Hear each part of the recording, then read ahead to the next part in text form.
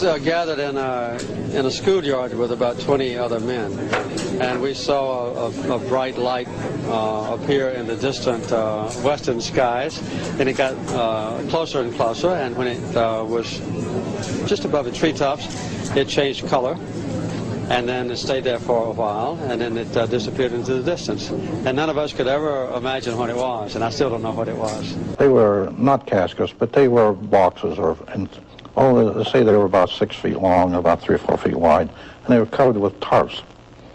So when I went in with a sergeant, and he picked up one corner of the tarp, and there's this body floating in some sort of liquid. A body? Yeah, a body. A complete body, not the head only. Complete body. What kind of a body? It was like that thing there. You're serious? Yeah, simple face, not much to it, little holes in the eyes. It looked different, and it was small. It was dead? Dead. It was thrown in some sort of liquid. Where did they go? I don't know. I never got into that. Corso says he never mentioned his close encounter with alien bodies when he was on General MacArthur's staff in the Korean War, or when he was military advisor to President Eisenhower, or even when he was a commander of a nuclear missile battalion in Germany during the Cold War. You commanded nuclear warheads. I had atomic warheads. You know, this was not trivial stuff. You're a colonel in the U.S. Army with access to the most secure secrets of the United States government. I had all the clearances above top secret. I had the satellite clearance, eyes only at the White House. I had the crypto clearances. I had all those clearances. One time or other. And you believe in flying saucers? I have to believe it. I got a letter from 13-year-old Ryan from Belfast. Now, Ryan, if you're out in the crowd tonight, here's the answer to your question. No. As far as I know, an alien spacecraft did not crash in Roswell, New Mexico in 1947. And Ryan, if the United States Air Force did recover alien bodies, they didn't tell me about it either, and I want to know.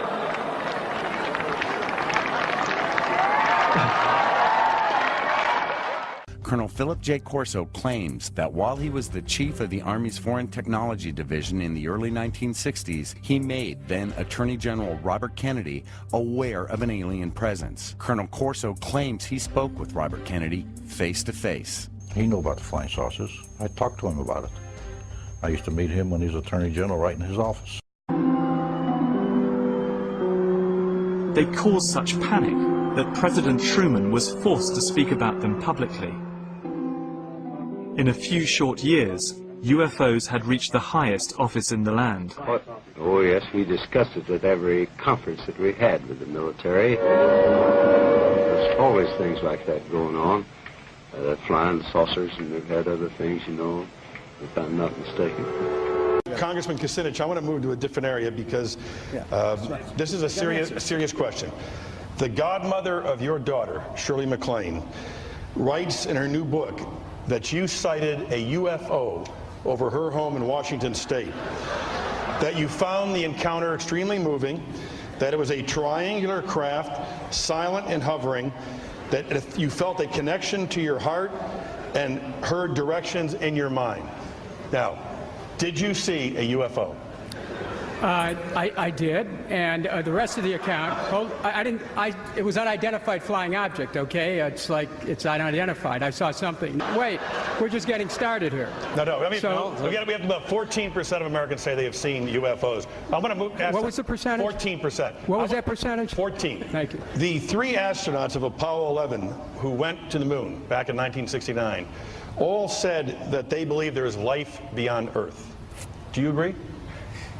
You know, I don't know. I couldn't help at one point in my discussions privately with General Secretary Gorbachev, when you stop to think that we're all God's children wherever we may live in the world, I couldn't help but say to him, just think how easy his task and mine might be in these meetings that we held if suddenly there was a threat to this world from some other species, from another planet, outside in the universe. We'd forget all the little local differences that we have between our countries, and we would find out once and for all that we really are all human beings here on this earth together. Well, I don't suppose we can wait for some alien race to come down and threaten us, but I think that between us we can bring about that realization. Tell me about the time you once saw a UFO. Well, I was the district governor of 56 Lions clubs in southwest Georgia, and I had to visit all the Lions clubs and make a speech. And I was outside a school lunchroom one night, right before sundown. It was getting dark, and we were getting ready to eat supper. And I and about 25 men were standing around, and all of a sudden, in the western sky, we saw a strange light coming toward us, a round light. And it got closer and closer, and right above the pine trees, it stopped. And then it began to change colors from blue to red to white. And then it stayed there for a while. We were all aghast. We didn't know what it was. And then it just disappeared into the west. That was the end of it. So it was a genuine UFO.